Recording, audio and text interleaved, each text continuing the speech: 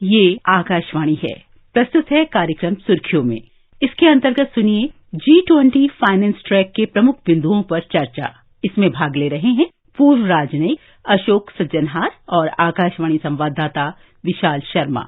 भारत की G20 अध्यक्षता में वित्त और केंद्रीय बैंकों के उप प्रमुखों की पहली बैठक कल से बेंगलुरु में शुरू हो गई। 15 दिसंबर तक चलने वाली G20 फाइनेंस ट्रैक की इस पहली बैठक में वैश्विक आर्थिक और वित्तीय मामलों पर चर्चा हो रही है। जब से G20 की अध्यक्षता संभाली है भारत ने, कुछ दिन पहले ही उदयपुर में शेरपाओ की बैठक हुई G20 के, और अब ये फाइनेंस ट्रैक की बैठक कितनी महत्वपूर्ण, अशोक सज्जनहार जी, ये फाइनेंस ट्रैक की जो बैठक हो रही है, इसको आप मानते हैं? जब से हमने अपनी प्रेसिडेंसी ये संभाली है 1 दिसंबर से, तो तब से भारत ने, जिसे अंग्रेजी में कहा जाता है हिट द ग्राउंड रनिंग, जो एक भी मौका नहीं छोड़ा है जो हम अपने काम को बहुत तेजी और पूरी ऊर्जा से, एनर्जी से हम इसको आगे ले जाएं।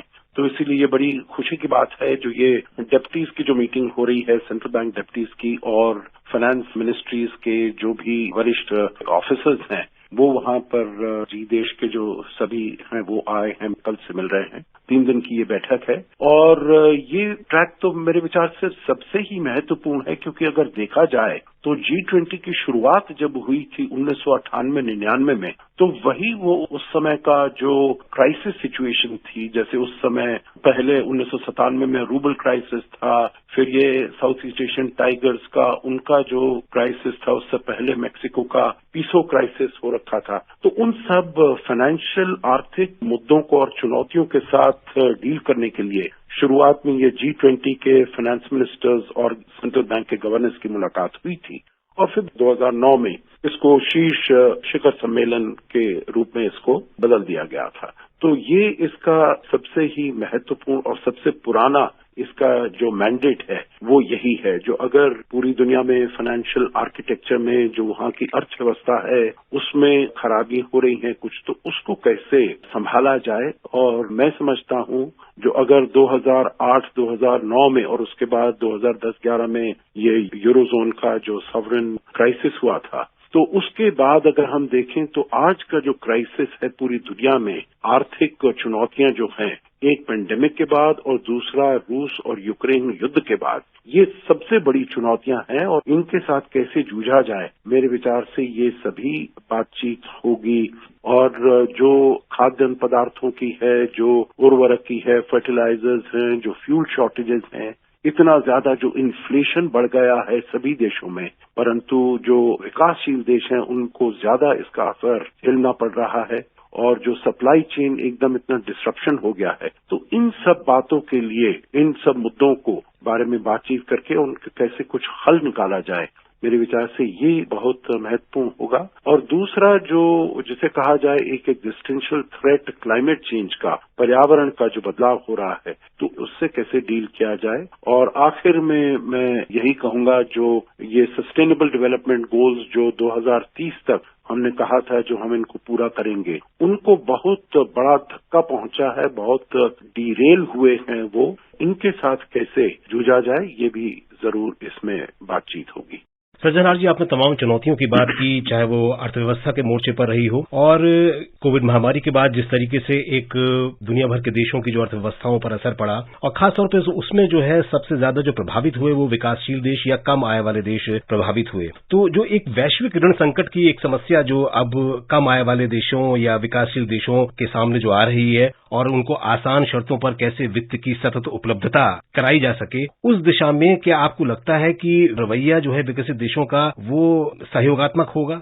मेरे विचार से अभी तक जो कुछ जिस प्रकार से विकसित देशों ने काम किया है, या जिस प्रकार से हम ये कहें मल्टीलैटरल डेवलपमेंट बैंक्स ने काम किया है, जो जरूरतें हैं, जो आवश्यकता है, उस पर वो खरा नहीं उतर पाए हैं। परंतु आगे चलते हुए मैं ये समझता हूँ जो इसके बारे में हमारे पास कोई ऑप्शन नहीं है, कोई और अल्टरनेटिव नहीं है, जो हम सबको साथ में मिलकर काम करना है और सभी के उत्थान के लिए, सभी की भलाई के लिए हमको काम करना है। हमारी अपनी प्रेसिडेंसी का जो थीम है विशाल, वो भी यही है, जो one earth, one family, one future, और वसुधैव कुटुंबकम का हमने थीम दिया है, जो the whole world is a family, पूरी जो विश्व है, दुनिया है, वो एक परिवार के समान है। तो परिवार में सभी एक दूसरे की सहायता करते हैं जब उनको मुश्किलें पेश आती हैं, तो उसमें हम साथ में मिलकर काम करते हैं। तो इसीलिए मेरे विचार से कोई हमारे पास अभी ऑल्टरनेटिव बचा नहीं है जो सब अपना अपना काम करें, क्योंकि हमने देख लिया है, चाहे वो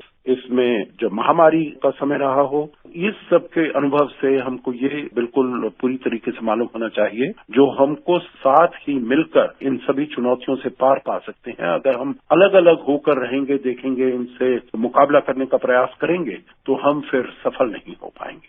कोविड महामारी के बाद जो सतत विकास लक्ष्य जो हासिल करने का एक चुनौती है, उसमें आप ये जो सतत विकास लक्ष्य हासिल करने की दिशा में आप क्या प्रमुख समस्याएं या प्रमुख चुनौतियां देखते हैं इसमें?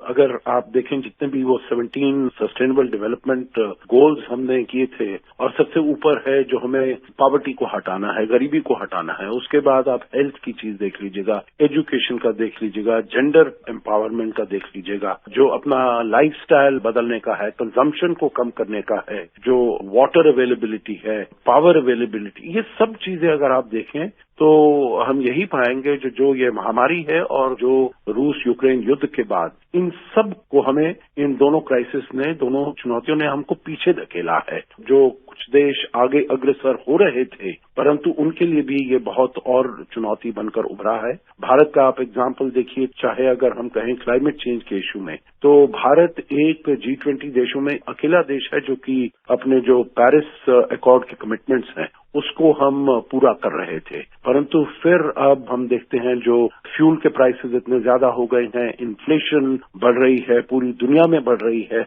हमारे यहाँ तो हमने काफी हद तक इसको कंट्रोल करके रखा हुआ है, परंतु पूरी दुनिया में अगर हम देखें तो इन्फ्लेशन बढ़ रही है। तो इसीलिए ये सस्टेनेबल डेवलपमेंट गोल्स को प्राप्त करना, वहां तक पहुंचना, ये और ज्यादा मेरे विचार से मुश्किल हो जाएगा। और इसमें मैं समझता हूं जो ये मल्टीलैटरल डेवलपमेंट बैंक्स का रोल और ज्यादा हो जाता है, बढ़ जाता है। जैसे फाइनेंस मिनिस्टर निर्मला सीतारमण ने भी ये कहा, जो हमको देखना है डेवलपमेंट फाइनेंसिंग हो रही है, जो मल्टीलैटरल इंस्टीट्यूशनल रिफॉर्म्स हैं, तो ये सब किस प्रकार से आगे किए जाएं। ये वाले जो मल्टीलैटरल डेवलपमेंट एजेंसीज हैं, ये ठीक तरीके से अपना काम कर रही हैं या इनको कोई नई विचार लाने चाहिए जिससे कि जो सब चुनौतियां हमारे सामने आ रही हैं उनको हम ठीक तरीके से उनको हैंडल कर पाएं, उनको डील कर पाएं। डिप्टी लेवल पर मुलाकात हो रही है अभी, और 23 से 25 फरवरी बेंगलुरु में जो हमारे वित्त मंत्री और गवर्नर्स होंगे बैंक्स के, वो आएंगे, वो मुलाकात करेंगे। तो उन सबको अपने विचार सभी साथ में लाने पड़ेंगे। अच्छी तरीके से इसके बारे में बातचीत करके कुछ अच्छे निष्कर्ष निकालें, अच्छा प्लान बनाएं, जिससे कि जो डेवलपिंग कंट्रीज हैं, विकासशील देश हैं, उनके लिए जो मुश्किलें हैं उनको जरूर हल करने में सहायता दें।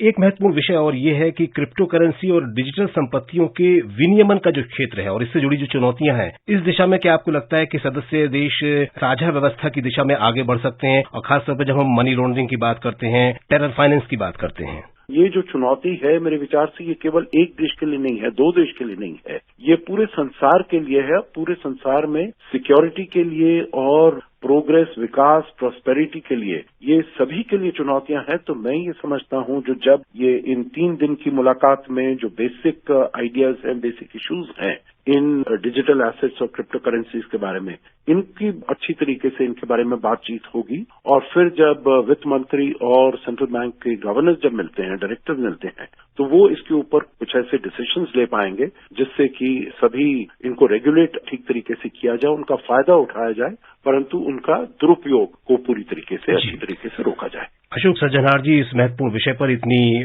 बेहतरीन जानकारी हमसे साझा करने के लिए आपका बहुत बहुत धन्यवाद। धन्यवाद।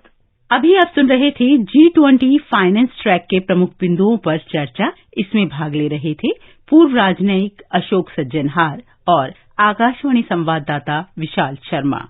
ये कार्यक्रम आकाशवाणी के समाचार सेवा प्रभाग द्वारा प्रस्तुत किया गया। इसे आप हमारे mobile app news on AIR और YouTube channel news on AIR official पर भी सुन सकते हैं। इस कार्यक्रम के संबंध में अपनी प्रतिक्रिया आप हमें ईमेल कर सकते हैं। पता है AIRNSTtalks@gmail.com। ये कार्यक्रम फिर से सुनने के लिए लॉग ऑन करें हमारी वेबसाइट newsonair.nic.in।